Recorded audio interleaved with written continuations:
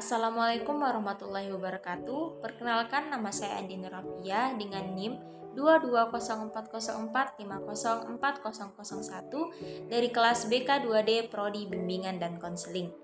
Nah, pada video kali ini saya akan memaparkan materi mengenai tugas-tugas perkembangan remaja dan aspek emosi, sosial, moral, dan religi remaja. Langsung saja kita masuk pada pembahasan yang pertama. Tugas-tugas perkembangan remaja. Salah satu periode dalam rentang kehidupan yaitu fase remaja. Masa ini merupakan segmen kehidupan yang penting dalam siklus perkembangan individu dan merupakan masa transisi yang dapat diarahkan kepada perkembangan masa dewasa yang sehat. Untuk dapat melakukan sosialisasi dengan baik, remaja harus menjalankan tugas-tugas perkembangannya dengan baik. Nah, apa sih yang dimaksud tugas perkembangan? Menurut Hafigras, tugas perkembangan adalah tugas yang muncul pada saat atau sekitar satu periode tertentu dari kehidupan individu dan jika berhasil akan menimbulkan fase bahagia dan membawa keberhasilan dalam melaksanakan tugas-tugas berikutnya. Akan tetapi, jika gagal akan menimbulkan rasa tidak bahagia dan kesulitan dalam menghadapi tugas-tugas berikutnya. Nah, tugas perkembangan pada masa remaja difokuskan pada upaya meninggalkan sikap dan perilaku kekanak-kanakan serta berusaha untuk mencapai kemampuan bersikap dan berperilaku secara dewasa. Tugas perkembangan remaja merupakan tugas yang muncul pada sekitar periode tertentu dalam kehidupan individu. Pencapaian tugas perkembangan yang sukses berperan penting untuk kebahagiaannya dan pencapaian tugas-tugas selanjutnya. Tingginya intensitas masalah yang dihadapi remaja merupakan akibat banyaknya tugas-tugas perkembangan yang tidak dilaksanakan dengan baik. Selanjutnya, apa saja tugas-tugas perkembangan remaja? Nah, menurut Harlock, tugas perkembangan remaja yaitu pertama, mencapai hubungan baru yang lebih matang dengan teman sebaya, baik pria maupun wanita. Kemudian yang kedua, mencapai peran sosial baik sebagai pria maupun wanita. Yang ketiga, menerima keadaan fisiknya dan dapat menggunakan tubuhnya secara efektif. Selanjutnya, mengharapkan dan mencapai perilaku sosial yang bertanggung jawab. Yang kelima, mencapai kemandirian emosional dari orang tua. Yang keenam, mempersiapkan karir ekonomi. Yang ketujuh, mempersiapkan perkawinan dan keluarga. Dan yang kedelapan, memperoleh peringkat nilai dan sistem etis sebagai pegangan untuk berperilaku dan mengembangkan ideologi. Senada dengan pendapat Harlock, William Kay mengemukakan tugas-tugas perkembangan remaja itu sebagai berikut. Yang pertama, menerima fisiknya sendiri berikut keragaman kualitasnya. Kedua, mencapai kemandirian emosional dari orang tua atau figur-figur yang mempunyai otoritas. Ketiga, mengembangkan keterampilan berkomunikasi intrapersonal dan belajar bergaul dengan teman sebaya atau orang lain, baik secara individual maupun kelompok. Selanjutnya, menemukan manusia model yang dijadikan identitasnya. Selanjutnya, menerima dirinya sendiri dan memiliki kepercayaan terhadap kemampuannya sendiri.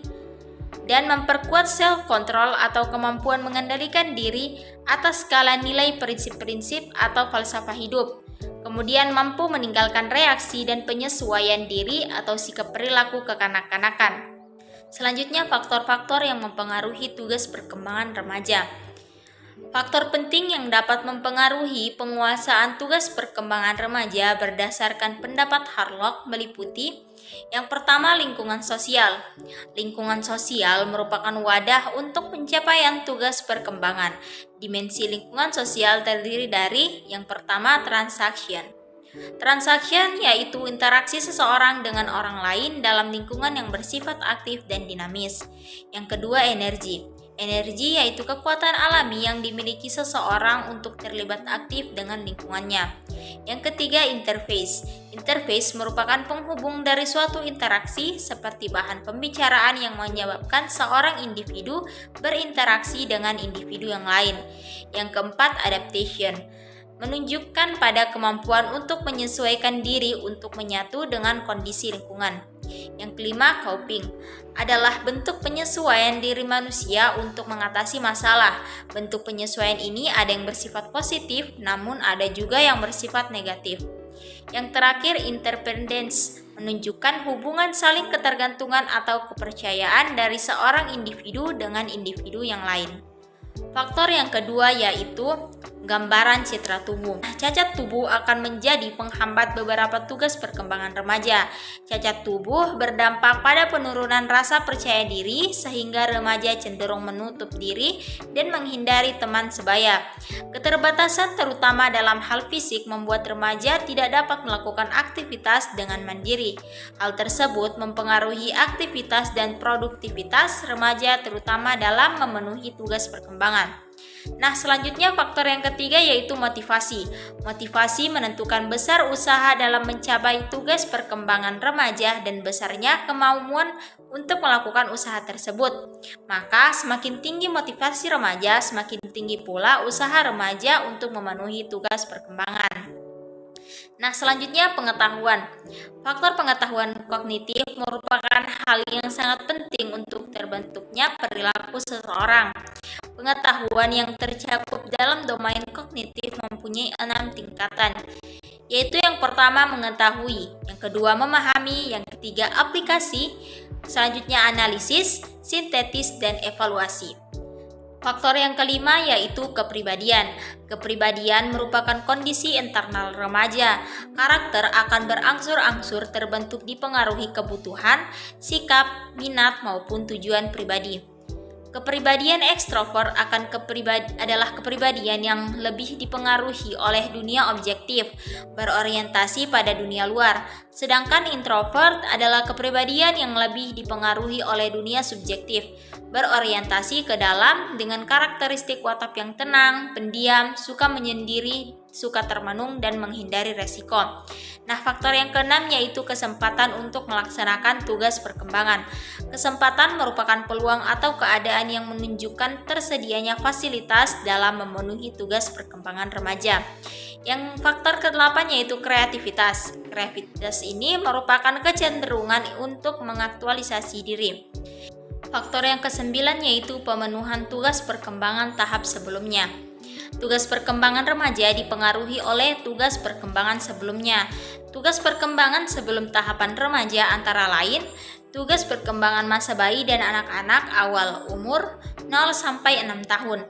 Selain itu, tugas perkembangan lain yang harus dipenuhi pada tahap masa kanak-kanak akhir dan anak sekolah umur 6 sampai 12 tahun.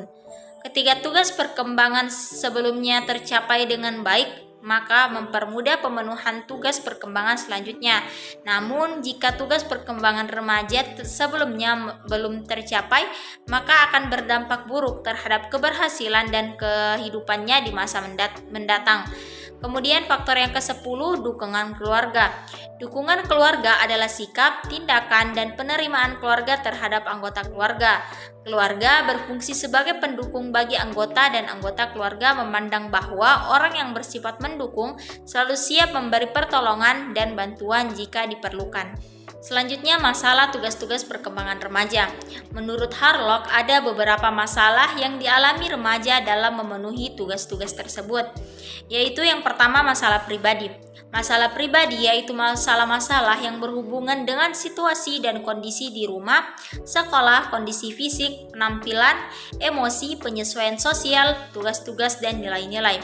Yang kedua, masalah khas remaja, yaitu masalah yang timbul akibat status yang tidak jelas pada remaja, seperti masalah pencapaian kemandirian, kesalahpahaman, atau penilaian berdasarkan stereotip yang keliru, adanya hak-hak yang lebih besar dan lebih sedikit kewajiban dibebankan oleh orang tua. Yang ketiga, berkembangnya kesamaan perlakuan dan harapan terhadap anak-anak dan orang dewasa. Anak-anak masa kini mengalami banjir stres yang datang dari perubahan sosial yang cepat dan membingungkan, serta harapan masyarakat yang menginginkan mereka melakukan peran dewasa sebelum mereka masak secara psikologis untuk menghadapinya. Yang keempat, masyarakat pada era teknologi maju dewasa ini membutuhkan orang yang sangat kompeten dan terampil mengelola teknologi tersebut. Ketidakmampuan remaja mengikuti mengikuti perkembangan teknologi yang sedemikian itu cepat dapat membuat mereka merasa gagal, malu, kehilangan harga diri dan mengalami gangguan emosional. Yang kelima, pengaruh tekanan media terhadap perkembangan remaja. Remaja masa kini dihadapkan pada lingkungan di mana segala sesuatu berubah dengan sangat cepat. Mereka dibanjiri oleh informasi yang terlalu banyak dan terlalu cepat untuk diserap dan dimengerti. Semuanya terus bertumpuk hingga mencapai apa yang disebut information overload. Akibatnya timbul perasaan terasing, keputusasaan, problem identitas, dan masalah-masalah yang berhubungan dengan benturan budaya. Yang keenam, tugas-tugas perkembangan pada masa remaja yang disertai oleh perkembangannya kapasitas intelektual, stres, dan harapan-harapan baru yang dialami remaja membuat mereka mudah mengalami gangguan, baik gangguan pikiran, perasaan maupun gangguan perilaku, stres, kesedihan, kecemasan, kesepian, dan keraguan pada diri remaja. Selanjutnya, faktor-faktor yang mempengaruhi lancarnya tugas-tugas perkembangan remaja. Sukses atau gagalnya pelaksanaan tugas perkembangan remaja dipengaruhi oleh beberapa faktor, seperti yang pertama, pertumbuhan fisik remaja. Tugas perkembangan remaja akan sukses bila pertumbuhan fisik remaja berjalan dengan sewajarnya. Yang kedua, perkembangan psikis remaja. Tugas perkembangan akan sukses bila perkembangan psikisnya seperti mental, sikap, perasaannya berkembang dengan wajar. Yang ketiga, posisi remaja dalam keluarga. Kelancaran tugas perkembangan juga banyak dipengaruhi oleh posisinya di tengah keluarga, sebagai anak tunggal atau bukan, anak kandung atau anak angkat, anak pertama atau anak terakhir. Yang keempat, kesempatan remaja untuk mempelajari tugas-tugas perkembangannya. Banyak sedikitnya kesempatan yang dimiliki remaja sangat berpengaruh pada pelaksanaan tugas perkembangan remaja. Yang kelima, motivasi diri. Ada tidak adanya motivasi kuat atau lemahnya atau faktor pendorong yang ada dalam diri seorang remaja akan memperlancar atau menghambat pelaksanaan tugas-tugas perkembangan remaja. Motivasi dapat bersumber dari dalam diri remaja seperti semangat dan obsesi dan dari luar remaja seperti penghargaan orang tua atau masyarakat terhadap remaja. Yang kelima, lancarnya pelaksanaan tugas-tugas perkembangan pada masa sebelumnya. Kelancaran pelaksanaan tugas-tugas perkembangan remaja selama masa kanak-kanak atau masa puber akan berpengaruh terhadap kelancaran pelaksanaan tugas-tugas perkembangan pada masa berikutnya. Aspek emosi remaja. Emosi menurut Talib merupakan salah satu aspek psikologis manusia dalam ranah afektif. Kemudian Maulina dan Budiono juga berpendapat bahwa emosi merujuk pada suatu perasaan atau pikiran-pikiran khasnya, suatu keadaan biologis dan psikologis serta serangkaian kecenderungan untuk bertindak. Sedangkan menurut James Lake, emosi merupakan akibat atau hasil persepsi dari keadaan jasmani. Misalnya orang sedih karena menangis, orang takut karena gemetar, dan lain sebagainya. Pengelompokan emosi. Emosi secara umum dapat dibagi menjadi dua aspek atau kelompok, yaitu kelompok emosi sensorik dan kelompok emosi psikis atau kejiwaan. Yang pertama, emosi sensorik. Emosi sensorik merupakan emosi yang ditimbulkan oleh rangsangan dari luar terhadap tubuh kita dan biasanya sangat terkait dengan fungsi sensorik dalam organ atau indera kita seperti halnya perasaan dingin, manis, sakit, lelah, kenyang, dan lapar. Kemudian yang kedua, emosi psikis. Emosi ini merupakan bentuk-bentuk emosi yang mempunyai alasan-alasan kejiwaan. Beberapa bentuk emosi kejiwaan atau psikis ini biasanya muncul akibat sensor luar yang lebih kuat atau dalam, tidak hanya pada sisi organ atau indera kita seperti halnya pada emosi sensorik. Faktor-faktor yang mempengaruhi kematangan emosi remaja. Menurut Muhammad Ali dan Asrori, sejumlah faktor yang mempengaruhi kematangan emosi remaja yaitu yang pertama, perubahan jasmani. Perubahan jasmani ditunjukkan dengan adanya pertumbuhan yang sangat cepat dari anggota tubuh. Pada taraf permulaan, pertumbuhan ini hanya terbatas pada bagian-bagian tertentu saja yang mengakibatkan postur tubuh menjadi tidak seimbang, dan ketidakseimbangan ini diduga berpengaruh pada perkembangan emosi remaja. Tidak setiap remaja menerima perubahan kondisi tubuh seperti itu, sehingga dapat menyebabkan rangsangan di dalam tubuh remaja dan sering menimbulkan masalah pada perkembangan emosinya. Yang kedua, perubahan pola interaksi dengan orang tua terhadap anak remaja, termasuk sangat bervariasi. Perbedaan pola asuh orang tua dapat berpengaruh terhadap perbedaan perkembangan emosi remaja. Yang ketiga, perubahan interaksi dengan teman sebaya. Remaja sering membangun interaksi sesama dengan teman sebayanya secara khas dengan cara berkumpul untuk melakukan aktivitas bersama dengan membentuk geng. Kemudian yang selanjutnya, perubahan pandangan luar. Faktor penting yang dapat mempengaruhi perkembangan emosi remaja selain perubahan-perubahan yang terjadi dalam diri remaja itu sendiri adalah pandangan dari dunia luar dirinya. Adapun faktor-faktor yang mempengaruhi kematangan emosi remaja menurut Harlock antara lain, yang pertama usia. Semakin bertambah usia individu, diharapkan emosinya akan lebih dapat menguasai dan mengendalikan emosinya. Individu semakin baik dalam kemampuan memandang suatu masalah, menyalurkan dan mengontrol emosinya secara lebih stabil dan matang secara emosi.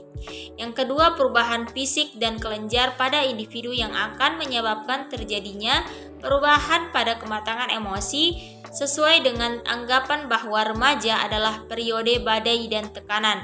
Emosi remaja meningkat akibat perubahan fisik dan kelenjar. Kemudian yang selanjutnya, aspek perkembangan sosial.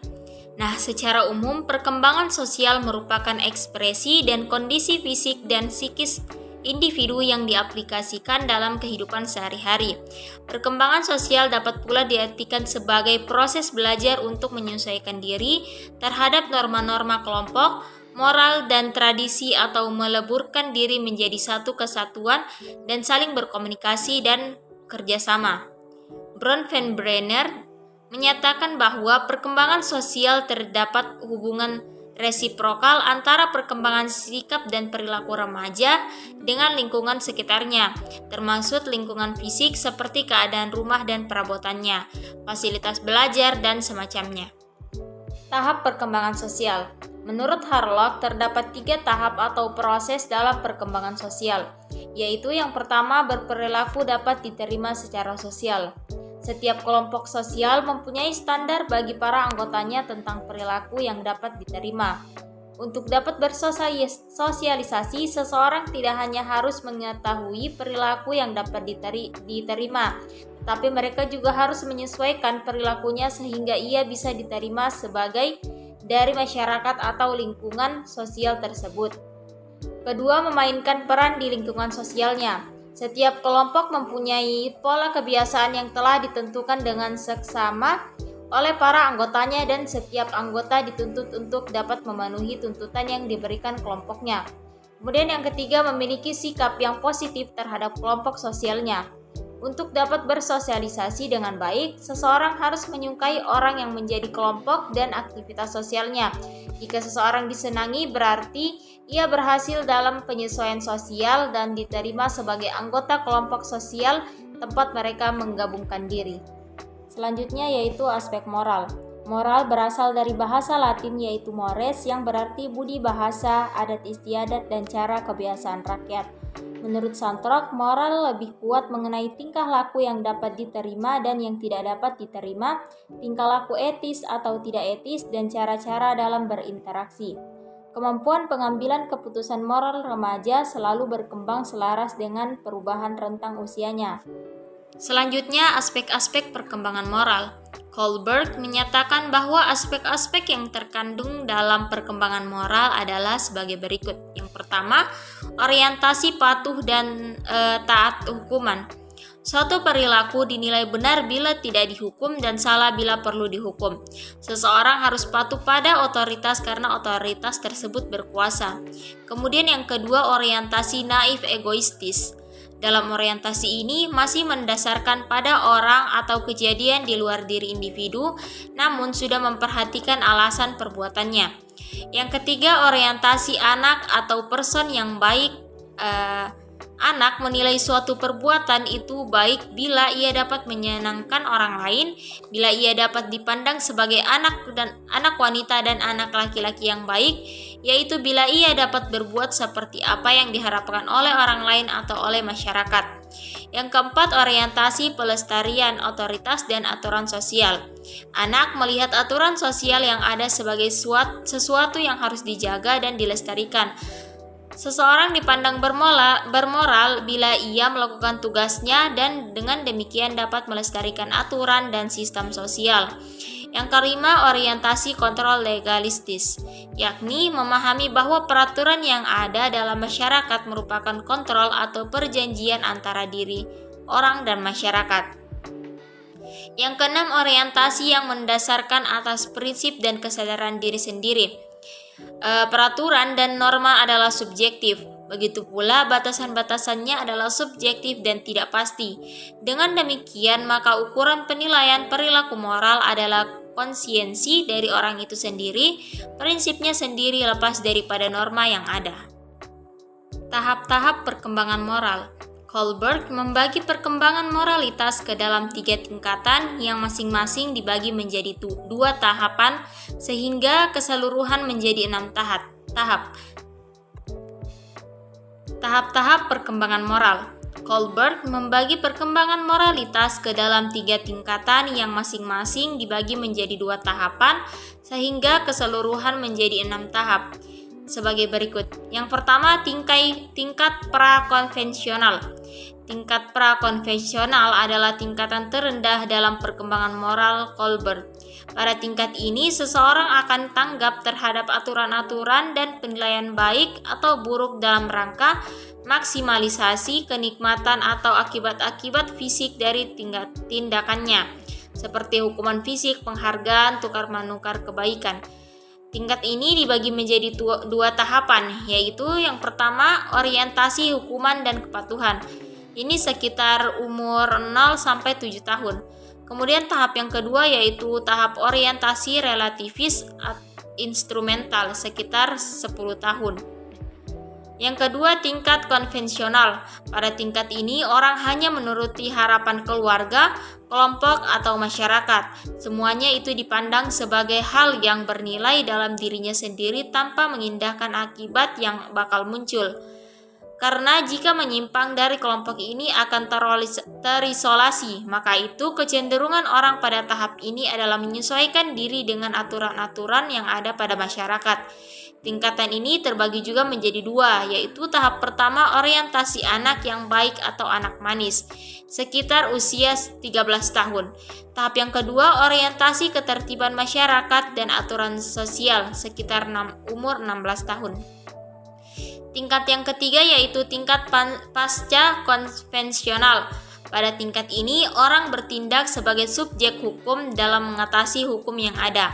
Orang sadar pada tahap ini merupakan sadar bahwa hukum merupakan kontrak sosial demi ketertiban dan kesejahteraan umum. Maka jika hukum tidak sesuai dengan martabat manusia, hukum dapat dirumuskan kembali. Perasaan yang muncul pada tahap ini adalah rasa bersalah dan rasa yang menjadi ukuran keputusan moral adalah hati nurani. Tingkatan ini terbagi lagi menjadi 2, yaitu pertama tahap orientasi kontrak sosial, yaitu pada dewasa awal.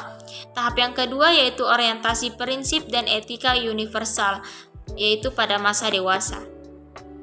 Yang terakhir yaitu aspek perkembangan religi remaja. Nah, religiusitas merupakan konsep yang mengacu pada fenomena sosial yang berkaitan dengan bagaimana agama hidup dalam diri dan dialami oleh pemeluknya. Istilah religiusitas merupakan istilah sosiologis dan psikologis yang komprehensif karena digunakan untuk mencakup berbagai aspek aktivitas, dedikasi, dan keyakinan keagamaan yang dimiliki atau dilakukan oleh orang yang beragama. Faktor-faktor pembentuk religi remaja. Yang pertama itu perilaku beragama orang tua. Interaksi antara orang tua dan anak dalam kehidupan sehari-hari merupakan bentuk sosialisasi dan transfer ajaran agama yang dapat memupuk religiusitas anak. Ritual keagamaan yang dilakukan orang tua seperti sholat, membaca Al-Quran, puasa dalam kehidupan sehari-hari diamati oleh anak, kemudian terekam dalam hati dan pikiran anak, dan pada akhirnya ritual agama dalam bentuk ibadah tersebut ditirukan oleh anak. Dalam proses transfer nilai-nilai ajaran agama Islam, baik keyakinan, ritual, sosial, maupun komitmen, dibutuhkan kualitas hubungan yang baik antara orang tua dan juga anak. Faktor yang kedua yaitu pendidikan agama Islam di sekolah. Pembelajaran agama Islam di sekolah melalui mata pelajaran pendidikan agama memungkinkan siswa memperoleh pengetahuan mengenai ajaran-ajaran agama secara komprehensif dan akurat, sehingga dapat memupuk religiositas pada siswa ke arah yang positif. Faktor yang ketiga yaitu konformitas teman sebaya. Kelompok teman sebaya merupakan bagian penting bagi kehidupan remaja karena interaksi dengan teman sebaya paling sering dilakukan dalam sehari-hari dan mempunyai unsur positif yaitu saling memberikan perhatian dan saling mufakat, membagi perasaan, saling menerima diri, dan saling memberikan sesuatu kepada orang lain. Kelompok teman sebaya berfungsi sebagai lingkungan sosial bagi remaja yang mengajarkan keterampilan sosial sebagai landasan untuk berhubungan dengan orang lain.